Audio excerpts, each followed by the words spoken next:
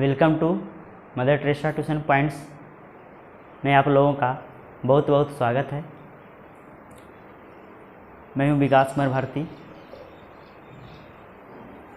सबसे पहले आप लोगों को गणेश चतुर्दशी की ढेर सारी शुभकामनाएं।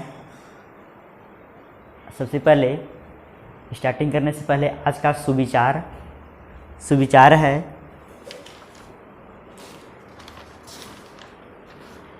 जब तक आप खुद पर विश्वास नहीं करते तब तक आप भगवान पर विश्वास नहीं कर सकते।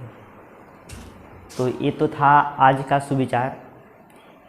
जैसा कि हम लोग पिछले क्लास में डिस्कस किए थे अव्यय परिचय से संबंधित क्रिया विशेषण पर, और आज उसी से रिलेटेड जो है हम लोग चर्चा करने जा रहे हैं। यहाँ पर ये अव्यय में च आदि ये ये अव्यय पद है और इसका प्रयोग हम कैसे करते हैं इसके बारे में जानते हैं। देखिए यहाँ पे होता क्या है, लिखे परिभाषा में कि च आदि गण यानी कि च प्लस आदि में पठित शब्दों को चादि यानी निपात कहते हैं, यानी इसको निपात के नाम से भी जानते हैं अगर उनका अर्थ द्रव्यवाचक न हो। इस तरह का बात कर रहा है। तो यहाँ पर देखिए जैसे में लिखे हैं च मतलब और, वा अथवा भूया मतलब फिर से पुनः जो बोलते हैं, मा मतलब मत, न मतलब नहीं, फिर लिखे हैं तू। तो ये सब का प्रयोग जो है हम कैसे करते हैं वाक्य के तौर पर, इसके बारे में हम लोग आज जानेंगे। देखिए बात क्या है यहाँ पर कि जैसे हम और के अर्थ में करते हैं, जैसे लिखा हुआ यहाँ पर ध्यान दीजिएगा, जैसे लिखा हुआ है सोहन गणित और संस्कृत, सोहन गणित और संस्कृत लिखते हैं यहाँ पे पढ़ता है, ऐसा ही लिखे हैं। तो देखिए बात क्या होता है यहाँ पर, सोहन गणित और संस्कृत पढ़ता है, इस तरह का लिखे हैं। तो सबसे पहले देखिए बात क्या है, हम पहले कर्ता और क्रिया का रिलेशन निकाल लेते हैं। कर्ता और क्रिया का रिलेशन में किसी का नाम प्रथम पुरुष एकवचन हो गया। अब देखिए यहाँ पे पठ मतलब पढ़ना हो गया, ता है ती है लट लकार वर्तमान काल में। तो लट लकार का रूप क्या होता है, प्रथम पुरुष एकवचन निकालना पड़ेगा। ती तह अंति सी थ आमी आवा आमा, ये लट लकार का रूप है। अब क्या करेंगे, लट लकार प्रथम पुरुष एकवचन में रहना है। इसका मतलब क्या, यहाँ पर ती हो जाएगा, प्रथम पुरुष एकवचन में ती हो गया। अब देखिए किसको, गणित, ये ना गणित ये नपुंसक लिंग हो जाता है ना, नपुंसक लिंग है। तो यहाँ पर क्या कर देंगे, गणितम हो गया। फिर क्या है, संस्कृत है, सॉरी हाँ गणितम लिख दिए, फिर संस्कृत है, फिर लिखेंगे यहाँ पे संस्कृत लिख दिए, ये भी नपुंसक लिंग है, विषय नपुंसक लिंग। अब यहाँ पे क्या और है, च मतलब और, इसका मतलब है यहाँ पर ये और शब्द जो है मेरा, ये च मतलब और, च ये क्या हो जाता है, ये च आदि यानी अव्यय पद है। क्या है, अव्यय पद है। अब देखिए दूसरा हो, ये भी हो सकता है यहाँ पर, जैसे लिखते हैं कि विवेकः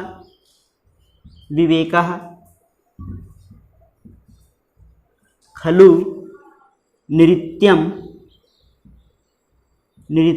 करिष्यामि, करिष्यति, ऐसा ही लिखें। देखिए यहाँ पे क्या करते हैं, यहाँ पे विवेक कहता है कि विवेक निश्चय, खलु ने निश्चित क्या करेगा, नृत्य करेगा, ऐसा कर रहा है, नृत्य करेगा।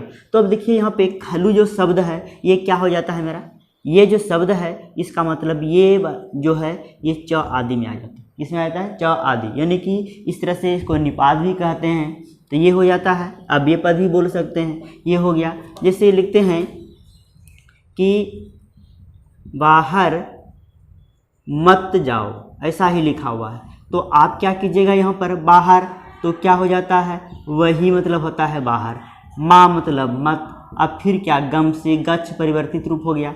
अब जाओ बोले हैं तो ये भी सही है आपका, गच्छ मतलब जाना, परिवर्तित लोट लकार में, यानी कि हम मना कर रहे हैं, मनाही के अर्थ में लोट लकार, तो यहाँ पर क्या मध्यम पुरुष वचन में गच हो गया। बस में रहना। तो ये वाला शब्द जो है माँ, तो इसका मतलब ये क्या हो गया मेरा च आदि, यानी ये अव्यय पद हो गया। क्या हो गया? अव्यय पद। तो अब इसमें देखिए विशेष जो है आपको इसी सब चीज़ पे थोड़ा ध्यान देना पड़ेगा। आखिर ये जो लिखे हैं, जैसे अथवा लिखा हुआ है ना, यहाँ पे हम लिख सकते हैं अथवा में, जैसे अथवा वाला बात है तो अथवा में क्या हो सकता है? अच्छा बताइए। तो अथवा में यही हो सकता है ना कि आप पढ़िए अथवा जाइए, आप पढ़िए अथवा जाइए, तो अथवा मतलब या, ये भी हो सकता है, आप इसके लिए स्वतंत्र हैं। तो ये तो था मेरा च आदि। ठीक है, उम्मीद करते हैं ये चीज़ आपको समझ में आ गया होगा। ये च है तो ये क्या हुआ? निपात, यानी च आदि। फिर है खलु, ये भी क्या हुआ मेरा? निपात, ये भी। अब फिर यहाँ पे माँ जो लिखे हैं, ये भी क्या है? निपात। तो ये सभी चीज़ पे जो है थोड़ा गौर कीजिएगा, तभी आपसे बनेगा। पास में रहना। अगर सेंटेंस दिया हुआ है, अगर आपसे पूछा जाए कि जैसे कि सोहनः गणितम संस्कृतम जो पठती, तो इसमें अव्यय पद यानी निपात कौन कहाँ पर है या कौन सा है, इसका मतलब क्या हो जाएगा? च जो है ये क्या है मेरा? निपात, यानी च आदि। पास में रहना। तो थोड़ा ध्यान से देखिएगा, समझिएगा। अब देखिए अव्यय के अंतर्गत ही समुच्चयबोधक अव्यय आता है। अब इसी में देखिए हम क्या लिखे हैं यहाँ पे, जैसे लिखे हुए हैं यहाँ पर जो अव्यय पद शब्दों और वाक्यों को परस्पर मतलब आपस में जोड़ते हैं, उसे ही क्या कहते हैं? संयोजक, यानी समुच्चयबोधक अव्यय कहते हैं। इसका कहना है, यानी कहने का अर्थ ये हुआ जब हम दो वाक्य या दो शब्द को आपस में जोड़ते हैं, उसी को संयोजक कहते हैं या समुच्चयबोधक अव्यय कहते हैं। अब देखिए इसमें होता क्या है, संयोजक जो है 7 प्रकार के होते हैं। संयोजक 7 प्रकार के होते हैं। अब ये 7 प्रकार के जो हैं वो कौन कौन से, इसके बारे में जान लेते हैं। ये 7 प्रकार के जो हैं, इसमें संयोजक में सबसे पहले यत है, उत है, फिर है अतः, किंच आदि।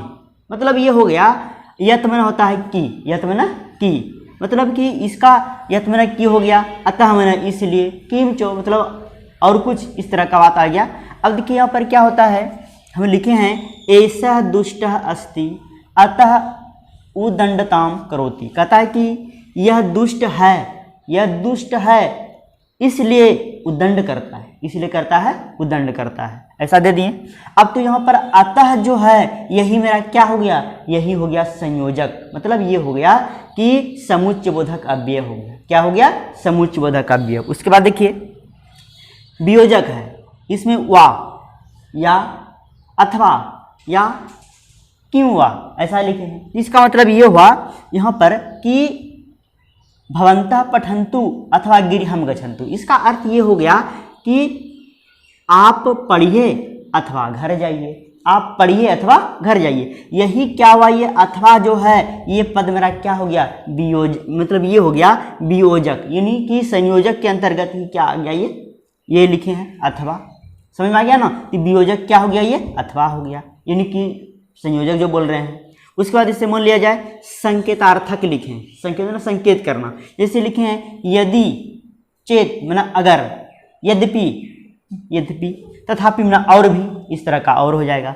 जैसे मान लिया जाए लिखे हैं यदि वर्षा होगी, यदि वर्षा होती तो तुम नहीं आते, यदि वर्षा होती तो तुम नहीं आते। तो इसका मतलब ये यदि वाला जो बात है यहाँ पर, ये वाला बात यदि जो लिखे हैं, तो इसका मतलब है कि यदि यही जो लिखे हैं ये मेरा पद क्या हो गया? संकेतार्थक हो गया, यानी संयोजक है ये। बस में रहना। ये अब देखिए यहाँ पर कारणवाचक लिखे हैं। कारणवाचक में जैसे लिखे हैं ही, यत, तेन आदि, इस तरह का हो जाएगा। ही मैंने क्या? अवश्य, निश्चित, ठीक है, इस तरह का हो जाएगा। जैसे इसमें लिखे हैं क्या कि सह ही पाटलिपुत्रम गमिष्यति। इसका मतलब है वह अवश्य पटना जाएगा, वह अवश्य पटना जाएगा, अवश्य। तो इसका मतलब ही में क्या हो गया? अवश्य। और ही जो है यहाँ पर क्या है? कारणवश है। समझ रहे ना, कारणवाचक हो गया। और ये क्या है, एक तरह से संयोजक है, समझ में आ गया। उसके बाद देखिए प्रश्नवाचक है, प्रश्नवाचक में क्या हो सकता है, जैसे लिखे यहाँ पे अहो, अहोस्वित आदि, इस तरह का हो जाएगा। मतलब थोड़ा अपने आप में जो बोलते हैं अहो ये क्या हुआ, समझ रहे ना, यही बात। उसके बाद देखिए फिर है कालवाचक, यदा कदा तावत यावत तावत, और तरह हो सकता है यदा मन जब, कदा मन कब, यावत मन तब, यावत मन जब तक, तावत मन तब तक, इस तरह हो जाएगा। जैसे लिखे यहाँ पे यावत, यावत लिखे हैं रामः नो आगमिष्यति तावत अहम नो खादिष्यामि। इसका मतलब है जब तक राम, यावत में जब तक राम नहीं आएगा तब तक मैं नहीं खाऊंगा, बस मेरे ना। तो ही सेंटेंस वहाँ पे परिभाषा में बताए हैं कि जो अव्यय पद शब्दों और वाक्यों को आपस में जोड़ने का कार्य करता है वही क्या होता है, संयोजक यानी समुच्चय बोधक अव्यय होता है। तो यहाँ पर देखिए यही बात है, ये दो वाक्य को यानी दो सेंटेंस को जोड़ने का काम कर रहा है। तो यहाँ पर एक यावत वाला है, एक तावत वाला क्या हो गया, ये संयोजक है, समझ रहे ना बात। उसके बाद देखिए अगर इसी में देखा जाए यदा सूर्य उदेति तदा कमलम विकसति, ऐसा लिखे हैं। यदा माना जब सूर्य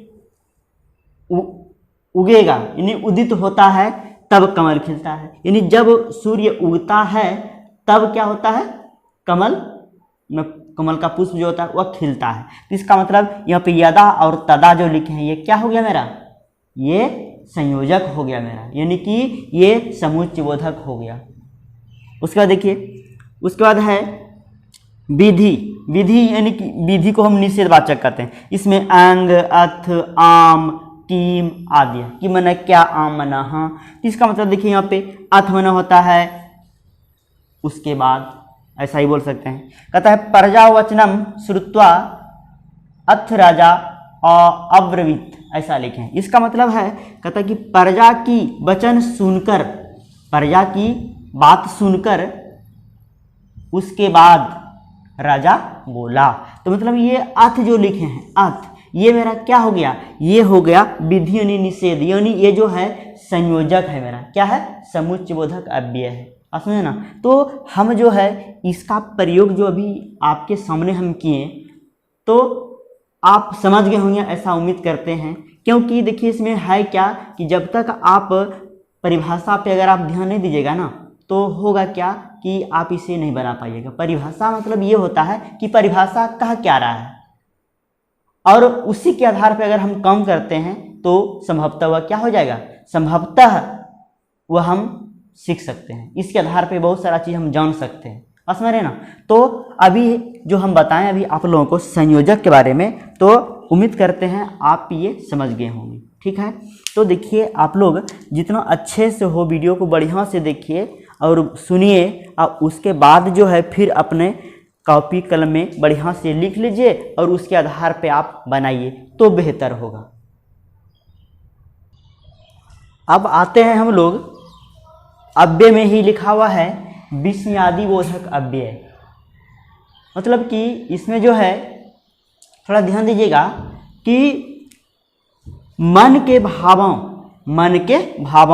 जैसे यहाँ पे लिखते हैं परिभाषा में मन के भावों, जैसे ध्यान दीजिएगा जैसे हम क्या बोलते हैं, जैसे में अगर मान लिया जाए हम क्या जिसे आश्चर्य जताते हैं, आश्चर्य करते हैं,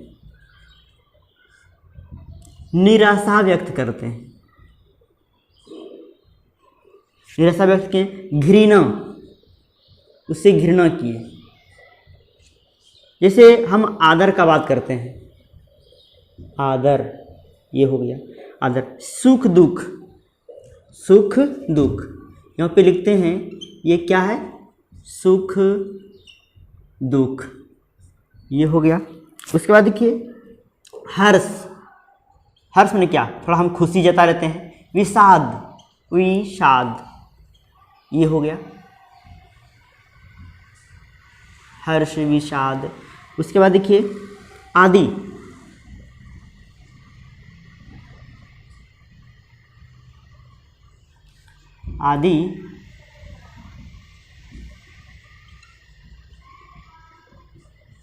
भावों। ठीक है, ये देखिए अब क्या होता है, यहाँ पे लिखे हैं मन के भावों जैसे आश्चर्य, निराशा, घृणा, आदर, सुख, दुख, हर्ष, विषाद आदि भावों। जैसे यहाँ पे लिखे हैं को व्यक्त करने वाले को, व्यक्त करने वाले को, व्यक्त करने वाले को क्या कहते हैं, विस्मयादि बोधक काव्य कहते हैं। क्या कहते हैं, विस्मयादि बोधक काव्य, विस्म आदि बोधक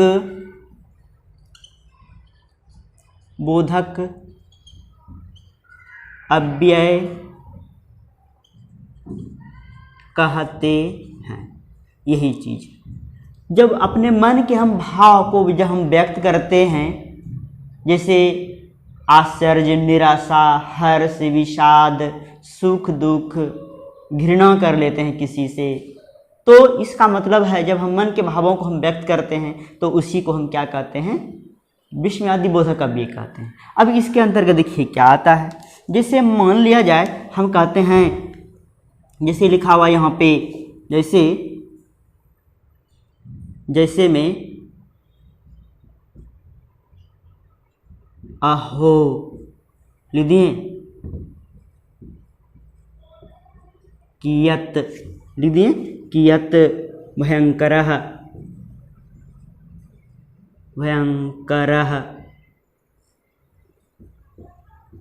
शर्फः अस्ति।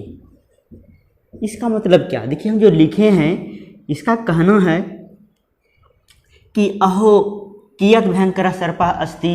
इसका मतलब है कि अरे ये कितना भयंकर सांप है, समझ रहे ना, मतलब कि ये हम क्या करते हैं, थोड़ा अपने मन के थोड़ा अति हो रहे हैं, थोड़ा अपने आप में थोड़ा डर जा रहे हैं, अरे देखो अचानक हम डर गए। इसका मतलब क्या, अहो कियत भयंकरः सर्पः अस्ति। इसका मतलब है कि हम यहाँ पे क्या कर रहे हैं, हम जो है इसका मतलब अपने मन के भाव को थोड़ा हम व्यक्त करते हुए थोड़ा हम उसके क्या होते हैं, थोड़ा एक डरावना सा बात हो जाता है, समझ रहे ना। तो इसका मतलब है यहाँ पर कि हम जो लिखे हैं यहाँ पे भयंकर सर्पः, इसका मतलब यहाँ पे आहो जो लिखे हैं ये क्या हुआ मेरा, ये विस्मयादि बोधक काव्य हो गया।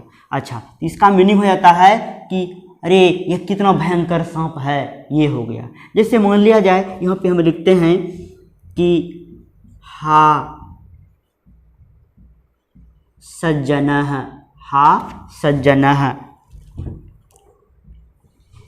पीड़ितः दुर्जनेन, ऐसा ही लिखा हुआ है। तो आप बताइए इसका मीनिंग हो गया, जानते क्या, इसका कहना है हाय सज्जन दुर्जन के द्वारा पीड़ित है, हाय सज्जन के द्वारा क्या कहते हैं ये, सॉरी, हाय सज्जन दुर्जन के द्वारा क्या है, पीड़ित है, यानी कि उसको कष्ट दे रहा है, कहते हैं कि नहीं, ये बात हो गया। उसके बाद देखिए जैसे हमें लिखते हैं यहाँ पे क्या, यहाँ पर कि हा लिख दिए, हा कष्टम लिख दिए, क सटो संयोग म कष्टम, हा कष्टम। अब बताइए इसका मीनिंग क्या हुआ, हा कष्टम लिखे, इसका मीनिंग जानते क्या होता है, इसका मीनिंग कहते हैं ना, हाय कितना कष्ट है। इसका मतलब क्या, हम जो है इस चीज़ को हम व्यक्त, अपने मन के भाव को हम जो व्यक्त करते हैं ये सब, तो ये सभी क्या हो गया मेरा, ये सभी जो है विस्मयादि बोधक काव्य, ये हा जो लिखे हैं, है ना। अच्छा, उसके बाद देखिए जैसे मान लिया जाए हम लिखते हैं क्या, ये धिक लिख दिए, पाप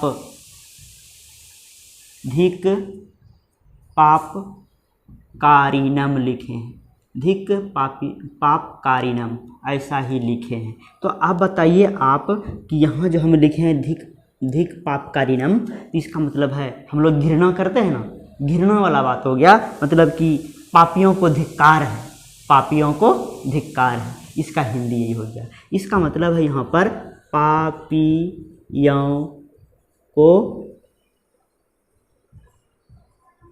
धिक्कार है, क्या है, पापियों को धिक्कार है, ऐसा बोल दिए। इसका मीनिंग ये हुआ कि हम लोग थोड़ा घृणा कर लें। तो घृणा, आश्चर्य, निराशा, सुख दुख, हर्ष, विषाद, निकी मान के हम भावों को जो हम व्यक्त करते हैं वही क्या हो जाता है, विस्मयादि बोधक काव्य है। तो यहाँ पर ये जो लिखे हैं हा, अहो, ये सभी जो लिखे हैं तो ये सभी क्या हो गया, मेरा विस्मयादि बोधक काव्य है। उम्मीद करते हैं आप ये चीज़ समझ गए होंगे। विशेष आज के वीडियो में इतना सा ही। वीडियो पसंद आया होगा तो ज़रूर अपने कमेंट बॉक्स में जम के कमेंट कीजिए, कुछ सुझाव दीजिए ताकि और अच्छे से आपके सामने हम वीडियो प्रस्तुत कर सकें। विशेष आप हमेशा खुश रहिए, घर में रहिए, सुरक्षित रहिए, अपना ध्यान रखिए। आपका गणपति बप्पा जो कहते हैं वह हमेशा आपके साथ रहे, आपकी रक्षा करे। आपने पढ़ाने का मुझे मौका दिया, इसलिए आपको हृदय से धन्यवाद। Thank you.